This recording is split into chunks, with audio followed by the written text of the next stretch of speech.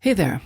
I've got an exercise for you today that I think you might enjoy that will help you identify what drains you and what fills you up. Sometimes, just by drawing awareness around who, where, when, which things are draining us and which ones energize us, is all that we need to shift our energy and operate in a more efficient way. We'll also touch on influencers, things that influence us. Keep in mind that different things influence us positively and or negatively in different situations.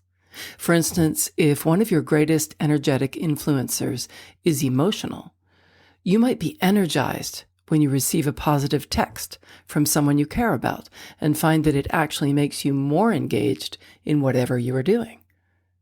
Or if the text from the same person was less than positive or caused you some kind of worry or negativity, it might then have the negative effect of draining your energy. So get out your notebook and we're going to make a list of all the people, places, and things in your life that fill you with energy. Include any habits or rituals you have that energize you. Any places you go, any thoughts.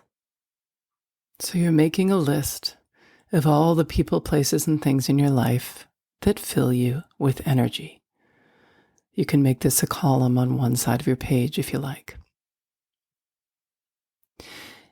Now, on the other side, you're going to make a list of all the people, places, and things in your life that drain you of energy. And again, include any habits or rituals that you have that exhaust you. So we're going to be including things on each list that are self-generated as well as things from our external worlds that influence us. So you can pause the track if you like while you're writing this out. And when you return, I'm going to ask you to choose one item from your list that drains you of energy and write it down. And I want you to consider these questions about that one item. Is there any circumstance in which you might be influenced by this item on your list in a way that actually fills you with energy? Think about it. So although it stood out to you as something that drains you, just get curious about if there's any circumstance in which you might be influenced by this item or person in a way that actually fills you with energy at times. Once you've discerned that, go ahead and write it down. So you're going to look at each item on your drain list, and then you're going to consider what you could do to turn this item on your list, this person, this place, or this habit, into something that fills you with energy.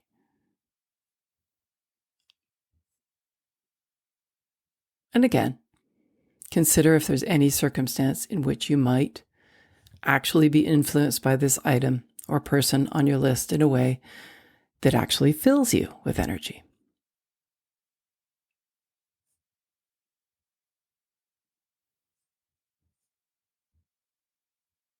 So I'm going to give you an example. That's a bit confusing, perhaps. So I'll give you an example of something that drains my energy. Trying to express myself at family dinners drains my energy. But it fills my energy when connecting one-on-one with family members over coffee. So what did I learn from that? I learned that expressing myself is important when I'm with my family, but in the context of a family dinner, it just brings me frustration and drains me. But there are times when I do remember connecting one-on-one with family members over coffee. So those same family members actually fill me with energy when the circumstance is right. Do you see what I mean? Now, some items on your list you won't be able to do this with. And those are the ones we're just going to get rid of. But go through it with the ones that actually could be converted. It may be that not all items on your list can be converted from draining you to energizing you. And this is an opportunity for you to take a closer look at what you've been tolerating and why.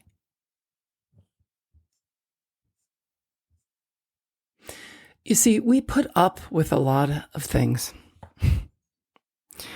We really get drained by trying to show up to our values in a circumstance that is less than ideal, by trying to push through, by using grit, by, making it work.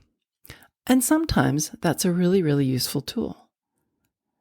But by drawing awareness around what drains you and why, and under what circumstances, and then looking at that to sort of excavate and figure out why it's important to you. Because usually when things drain you, it's because they're impinging on something that's important to you. So for instance, if you have, I don't know, maybe, a friend who monopolizes the conversations and that drains you, that's stepping on your value of connection, let's say, because how much connection can you have when the other person's doing all the talking? Or perhaps with empathy, where you don't feel that the person you're speaking with is empathizing or considering you in the conversation. So that can be very, very draining, especially if you try to put up with it. Now, before you get rid of that friend or get rid of that situation because it's on your drain list, you're going to look at it and you're going to ask yourself, is there any context or situation in which, talking to my friend does not drain me and actually might energize me? And that's where you get creative. That's where you can create a scenario in which this value of connection of yours with your friend can now be converted into something that energizes you as opposed to draining you. I hope that makes sense. Awareness is key. Knowledge, as they say, is power, right? And I'm not talking about book knowledge per se, although that's great too. I'm talking about self-knowledge. When you tap into your own truth and recognize where you can make shifts that will positively affect you, as opposed to not make any shifts and stay in places that drain you, then you're opening up a whole world of opportunity.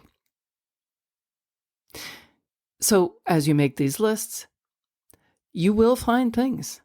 You will find things that previously drained you that can be converted into things that energize you. Likewise, you will find some things that cannot be converted, and that is perfectly okay. Again, knowledge is power. What you do with the knowledge is where change happens. So if we think about all of these scenarios as taking up energy, it comes down at the end of the day to how would you like to spend your energy? When you're drained, you already have spent a lot of your energy, and it becomes more difficult to put up with, to tolerate, to do any of these things to get through. Whereas when you convert or let go of things that drain you to something that energize you, then you're creating energy, your own beautiful natural resource.